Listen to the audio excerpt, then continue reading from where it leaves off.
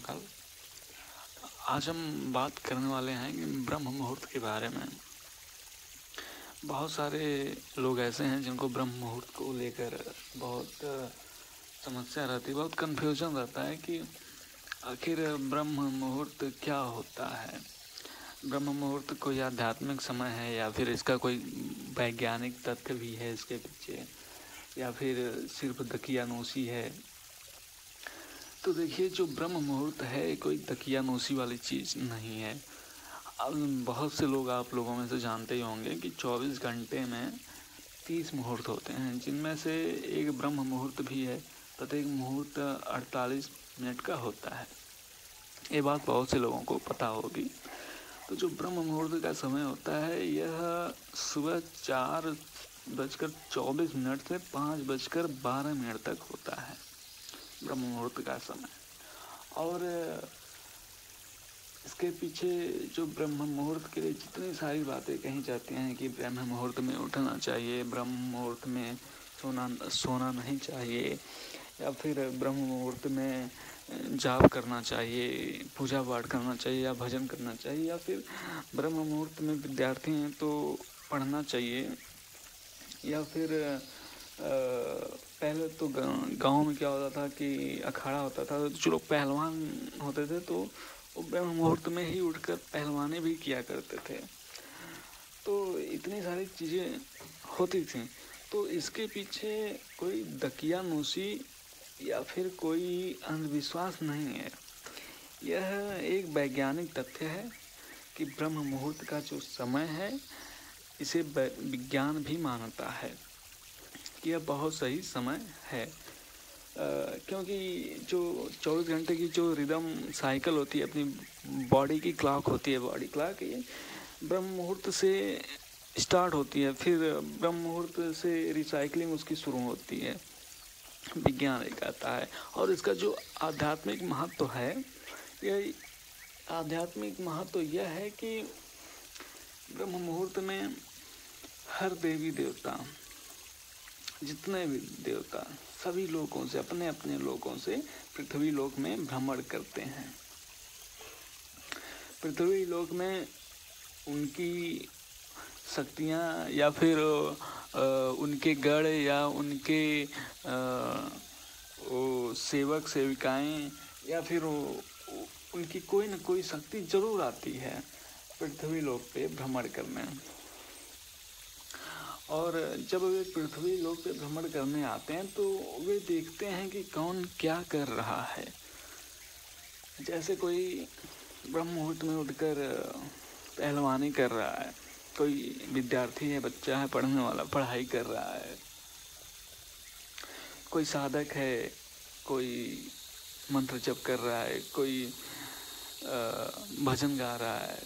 तो जो जैसा करता है उसे उसी दिशा में वो और गहराई प्रदान करते हैं, उसमें और तीव्रता और शार्पनेस उसमें लाते हैं।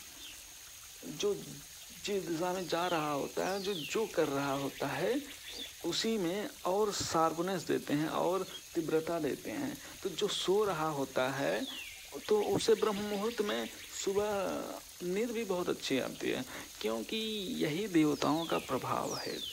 वे जो उस समय जो भी कार्य कर रहा होता है उसी में उसको तीव्रता देते हैं। कि जो भजन कर रहा होता है उसकी भजन उस समय बहुत अच्छी होती है, और जो जप कर रहा होता है वो जप की बहुत अच्छी स्थिति में उस समय पहुंचता है। और धीरे धीरे नित्य प्रतिदिन ऐसा अभ्यास करने से कुछ दिनों बाद, कुछ दिन ही बाद, महीने भर के अंदर साधक हो बहुत अच्छी स्थिति में आ जाएगा। कोई पहलवानी करता हो, कोई रनिंग करता हो, तो वो बहुत अच्छी स्थिति उनकी बन जाएगी। उनकी शरीर बहुत देखने लायक हो जाएगा, बहुत सुडौल, बहुत आकर्षक, और बहुत शरीर पे एक अलग ही चमक देखने को मिलेगी। और जो विद्यार्थी ब्रह्म मुहूर्त में पढ़ाई कर रहे होते हैं तो पढ़ाई में उन्हें बहुत तीव्रता आती है। पढ़ाई में भी महीने भर के अंदर अगर लगातार ब्रह्म मुहूर्त में पढ़ाई कर रहे हैं तो वे बहुत जल्दी उन्हें चीज़ें याद होने लगती हैं और बहुत दिनों तक उन्हें चीज़ें याद रहती हैं, और पढ़ाई में भी तीव्र होने लगते हैं, उनकी बुद्धि तीक्ष्ण होने लगती है। और उसी समय जो लोग सोते रहते हैं तो शक्तियाँ उन्हें सोने में ही तीव्रता देती हैं, तो उनका जो है सोने में ही मन लगता है। जैसे आप भी अगर सोते होंगे ब्रह्म मुहूर्त में तो सुबह रात को सोएं तो उतनी अच्छी नींद आपको नहीं लगती होगी, लेकिन अगर आप सुबह देखें 5 बजे, 5:30 बजे, 4:30 बजे, तो आपको बहुत अच्छी नींद महसूस होएगी, आप उठना ही नहीं चाहेंगे। और कितने लोग तो सुबह ही सोते हैं, 8 बजे तक सोते रहते हैं, तो ऐसा नहीं करना चाहिए, क्योंकि आप सोएंगे तो नुकसान आप ही का है। आपको आलस, निद्रा दिन भर बनी रहेगी और ये आप सोने में एक्सपर्ट होते जाएंगे, क्योंकि शक्तियाँ यही करती हैं कि जो उस समय जो जैसे रहता है उसी में उसको एक्सपर्ट बनाती हैं। तो ये है ब्रह्म मुहूर्त का रहस्य, और इसमें कोई दकियानूसी वाली बात नहीं है, इसे विज्ञान भी मानता है आज। और पता है सबको कि जो ब्रह्म मुहूर्त में उठते हैं जो लोग, तो जिनका जो काम है, विद्यार्थी हैं, पढ़ाई करेंगे, साधक हैं, मंत्र जाप करेंगे, फिटनेस के लिए जो लोग करते हैं तो अपना वो रनिंग करेंगे, वॉकिंग करेंगे, और जो लोग पहलवान हुआ करते थे तो अपना कुश्ती लड़ते हैं, रेसलिंग करते हैं।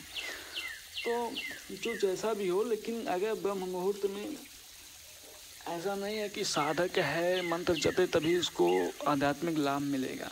ऐसा नहीं है कि विद्यार्थी है, वो पढ़ रहा है तो उसे शारीरिक लाभ नहीं मिलेगा। जो भी हो, चाहे जो कर रहा हो, ब्रह्म मुहूर्त में सिर्फ जगा रहना चाहिए, जागृत अवस्था में होना चाहिए। अगर जागृत अवस्था में है ब्रह्म मुहूर्त में तो कुछ भी कर रहा हो, चाहे रेसलिंग करे, चाहे रनिंग करे, चाहे वॉकिंग करे, चाहे जब तक पूजा पाठ कुछ भी करें, उसकी बॉडी जो है बहुत परफेक्ट होती है और उसमें बुढ़ापा आता ही नहीं। बुढ़ापा आता ही नहीं का मतलब कि बहुत से लोगों में देखेंगे तो जवान ही रहेंगे, लेकिन चेहरे पर देखेंगे तो ऐसे झुर्रियाँ पड़ी रहेंगी, लगेगा कि इनमें कोई मतलब तेज ही नहीं दिखेगा। लेकिन जो ब्रह्म मुहूर्त में उठने वाले लोग होते हैं वो कुछ भी करें उठ के, सिर्फ ब्रह्म मुहूर्त में जागृत अवस्था में रहने से ही चेहरे पर तेज आता है, बुढ़ापा जल्दी नहीं आता है, जवानी का जो समय है वो बढ़ जाती है, क्योंकि सेल की जो लाइफ है वो बढ़ जाती है। विज्ञान कहती है जो बॉडी होती है, जो शरीर होता है, शरीर कोशिकाओं से बन के मिल के बना है, जिसे सेल्स कहते हैं। तो इन कोशिकाओं को परफेक्ट ऑक्सीजन मिलती है ब्रह्म मुहूर्त में उठने से, एकदम शुद्ध ऑक्सीजन मिलती है। तो शुद्ध ऑक्सीजन की वजह से इन सेल्स की, इन कोशिकाओं की लाइफ, इनका जीवन बढ़ने लगता है। तो ज़्यादा समय तक ये कोशिकाएं शरीर की जीवित रहती हैं, तो ज़्यादा समय तक आदमी का जवानी बना रहता है, इंसान लंबे समय तक जवान रहता है और उसके मुख पे एक चमक, चेहरे पर चमक और तेज बना रहता है। तो ऐसी जानकारी ब्रह्म मुहूर्त को लेकर। जय श्री महाकाल।